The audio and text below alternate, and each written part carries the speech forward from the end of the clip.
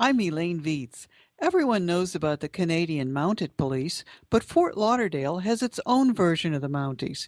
This specially trained unit braves the hot Florida sun, pouring rain, riots, and spring break. Today I'm talking to Sergeant Hugo Fontalvo with the Fort Lauderdale Mounted Police Unit on the Dead End Jobs Show. I'm Elaine Viets. Today I'm talking to Sergeant Hugo Fontalvo with the Fort Lauderdale Mounted Police Unit on the Dead End Jobs Show. Sergeant, people in Fort Lauderdale love to watch the Mounted Patrol on the beach, but your unit is not just for show. Have you actually captured suspects on horseback? Oh, absolutely, absolutely. Just as you said, we're not what we refer to an event unit. Our guys are instructed to conduct patrol, property checks, investigative checks, traffic stops, like I said, and during the process of doing so, we find ourselves doing actually police work like any other patrol officer do. Now, the people that you capture, were they involved in robberies, homicides? What were they doing?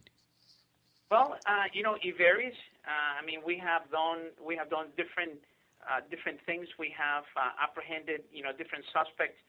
The one that comes to mind is the way how we exchange intelligence information throughout the police department.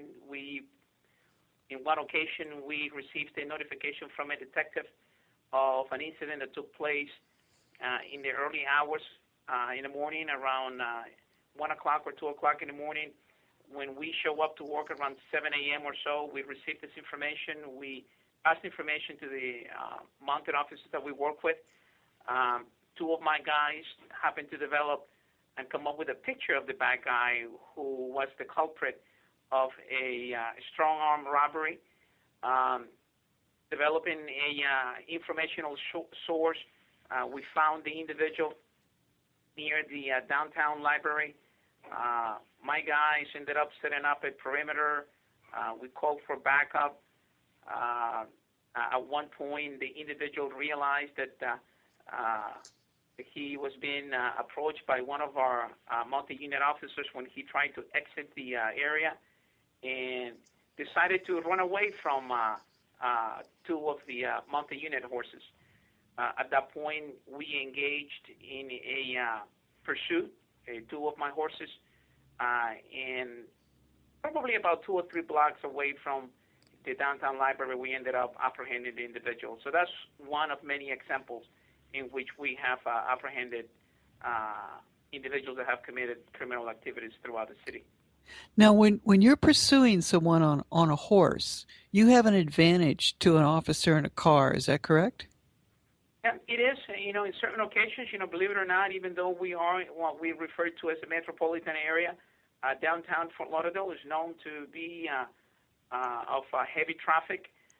So when these individuals are actually on foot, running away from us, the horses manage to get through areas like sidewalks, areas where a car may not be able to get through. In this particular occasion, even a set of bushes did not stop our mounted unit from going through the bushes and apprehending the individuals. So there are certain advantages that we do have. Now, I've heard that one mounted police officer equals 15 officers on foot. What does that mean? Well, the philosophy behind it is that the presence and the strength of a horse, you have people that play that number, like you said, whether it's 15, 20, or 25 police officers. When a horse shows to a scene, normally not only it prevents injuries from happening when you have individuals and suspects that decide to challenge the authority of a police officer or 2 or 3, by having the presence of a mounted police officer, we are able to push that crowd without literally touching the individuals. So, in essence, if you have, let's say, 10 to 15 police officers that are walking to a large crowd of individuals, those individuals most likely, if they decide not to move, we don't have the strength in moving them or clearing the area. However, if you have a police officer on a mount, by utilizing the horse, we find the ability to actually push this crowd away to do the certain things that we are expecting them to do. So that's where that number comes from, our ability to create a space and the respect that people, including bad guys, may have for animals like horses. Are people more likely to be afraid of an officer on a horse than an officer on foot? Well, it all depends the circumstances. If we are talking about strictly regular patrol, meaning an officer patrolling an area to either with intentions to provide security, the answer is no. We are much more approachable because of the horse than an individual in a car. We are more personable by just the nature of having a horse with us.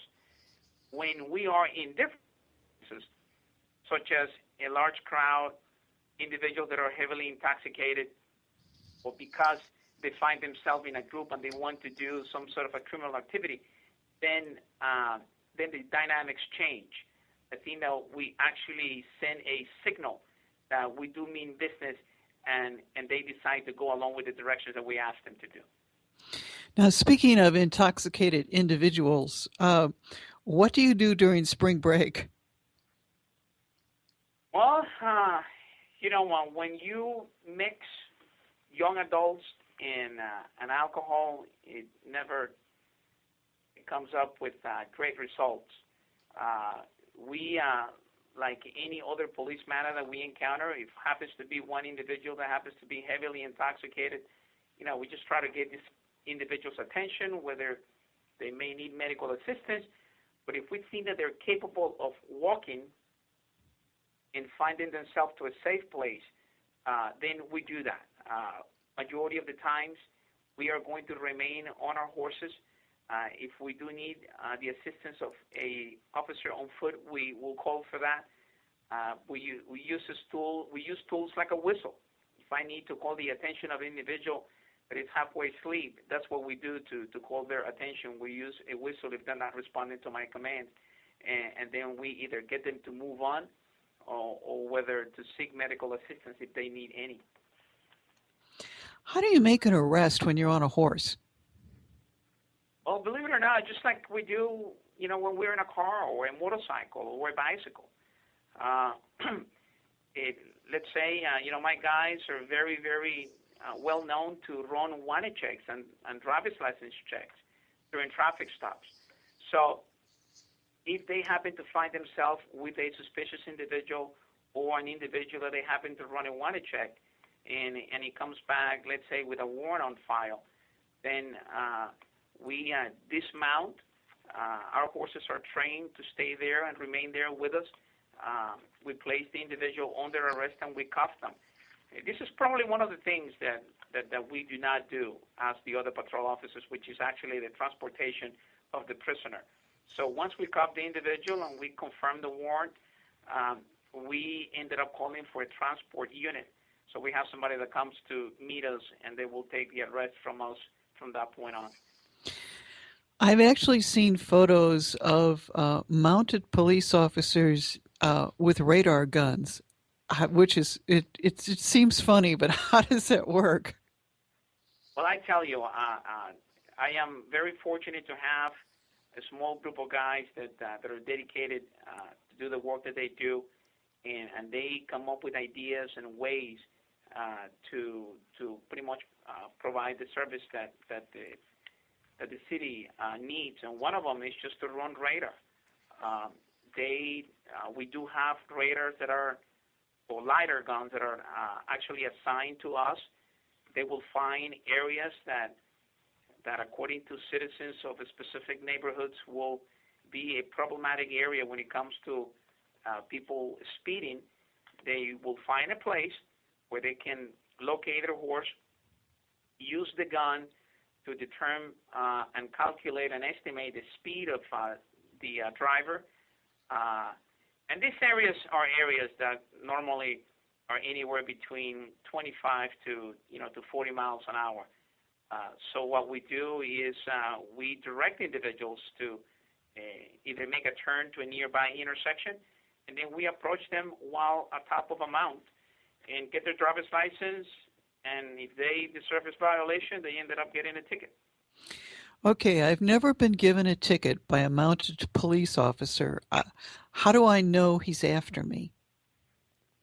Well, believe it or not, this 1,200-pound animal, for whatever reason, seems to be invisible to some people when they're driving.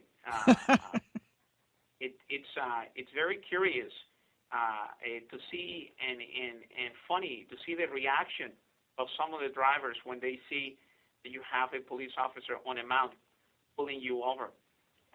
They cannot hide the expression of shock on their faces. And we have been very fortunate that every single one of them have gone and abide with our commands.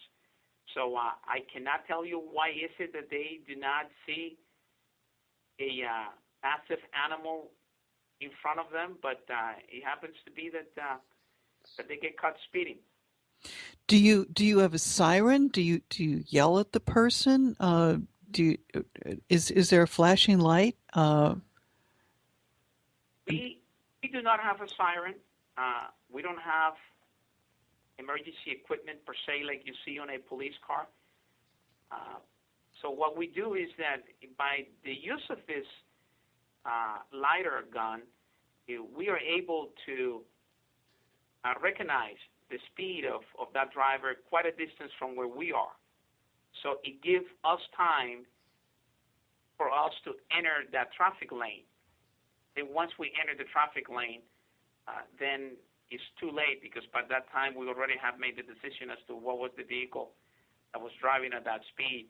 And then we pretty much conduct the traffic stop by directing them to a safe area where they can park and stay away from the oncoming traffic. If someone wants to be a mounted police officer, how do they, what's the training? Do you have to be a police officer first? Do you have to already know how to ride? Well,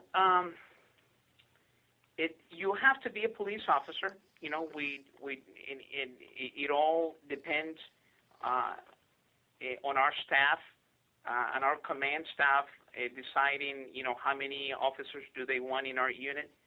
We recently had a vacancy. So what we did is we advertised the vacancy throughout the agency. We have, for this particular vacancy, we had a total of 10 police officers that put in for the position. We only have one vacancy. We go through their backgrounds. We key a lot on the previous behavior of the officer as an employee. We look for people that are highly motivated, that have the physical strength to deal with the duties that involve to be part of this unit, the ability to work extremely well with others, the ability to deal with the public in a way that we represent the city as ambassadors. And there's a set of dimensions that we look forward, to select that individual.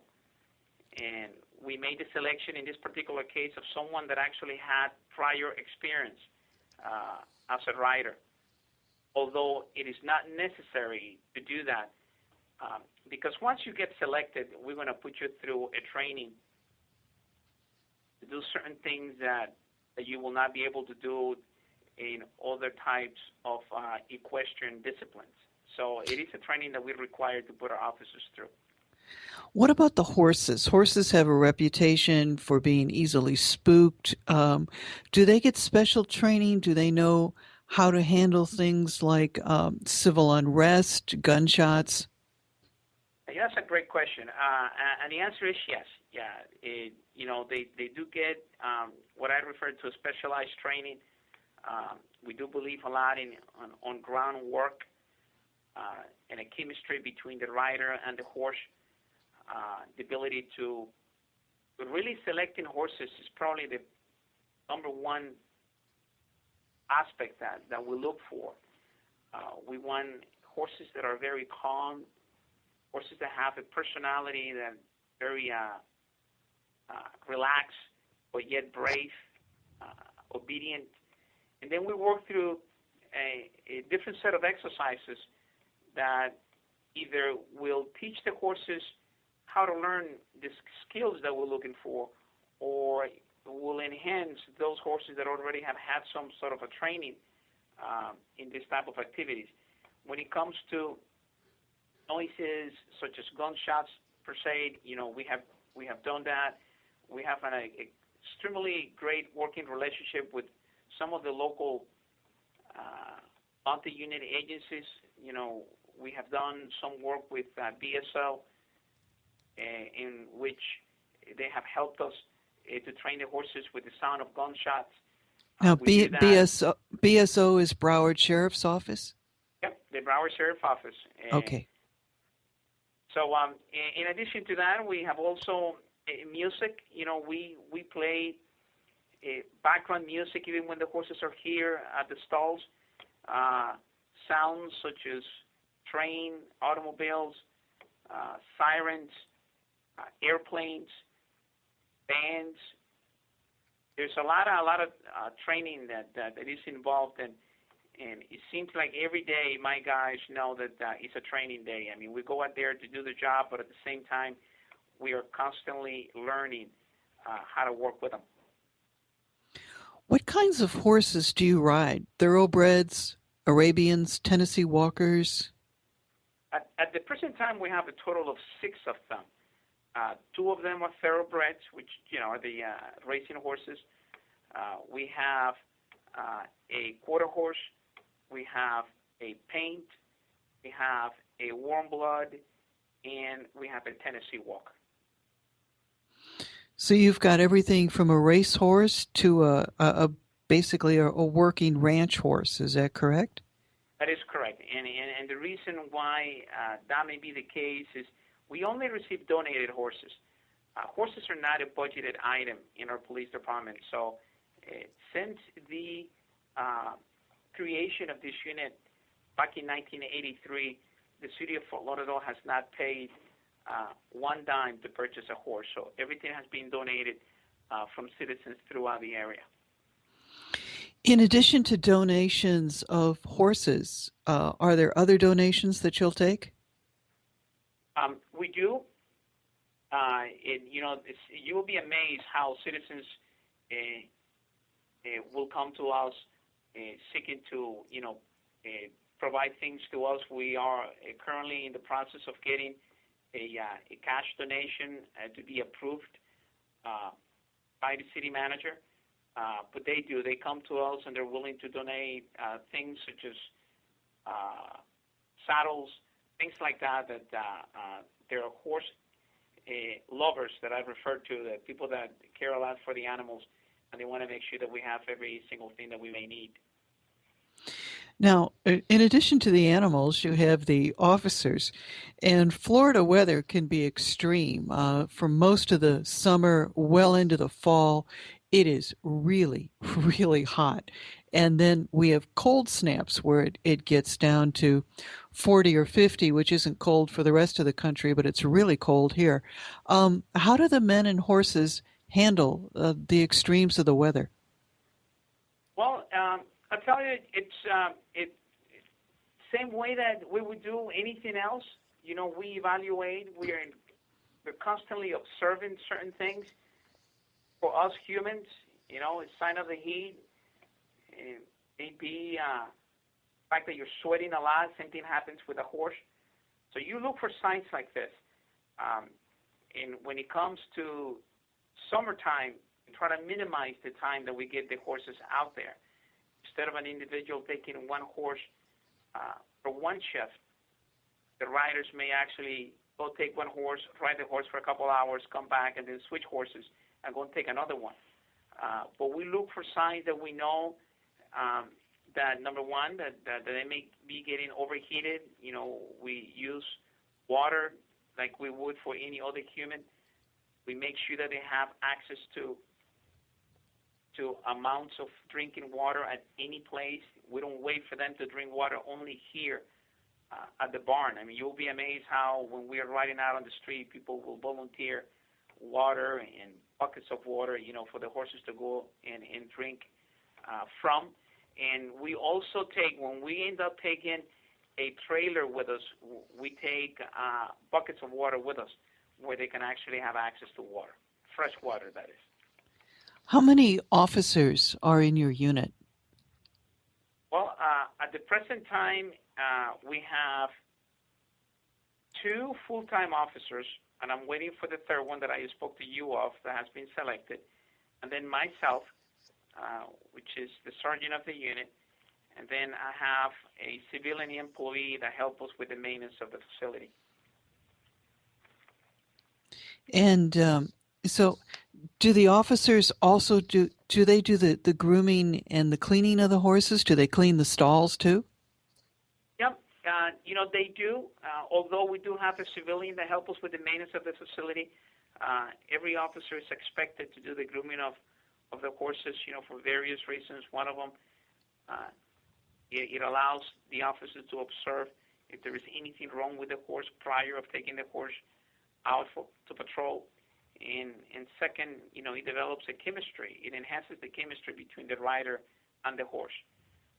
And then, the maintenance civilian that helps us with the cleaning of the stalls. At the present time, we have 2 days out of the week that are not covered. So those days have to be covered by our officers as well. Have you ever fallen off your horse?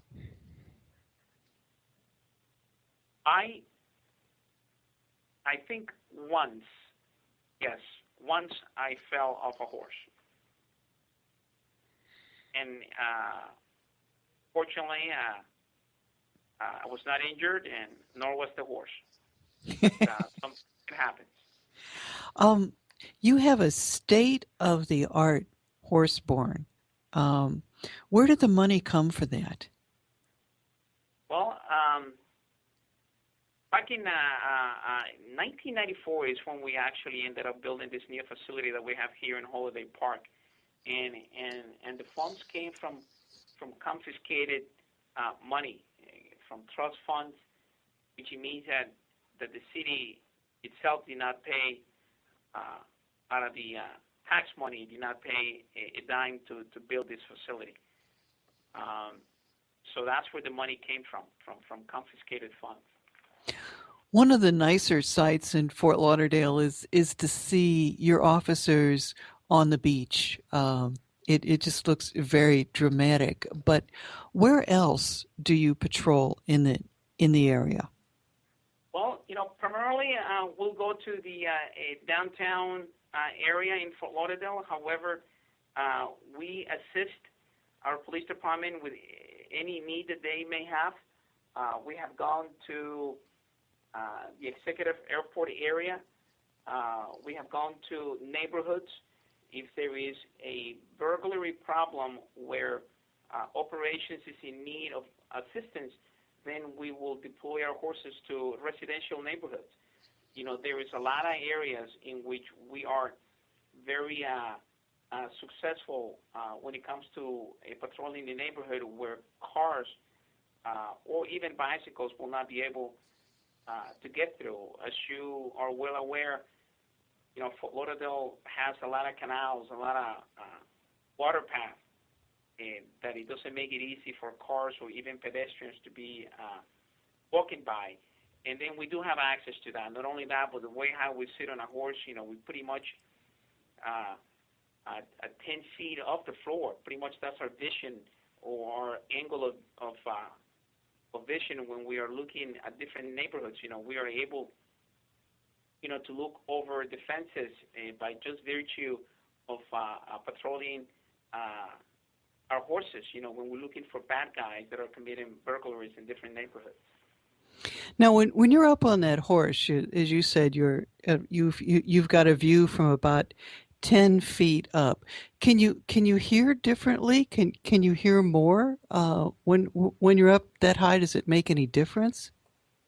Well, actually it does, and I don't think it has to do with the altitude more than the fact that we are out in the open.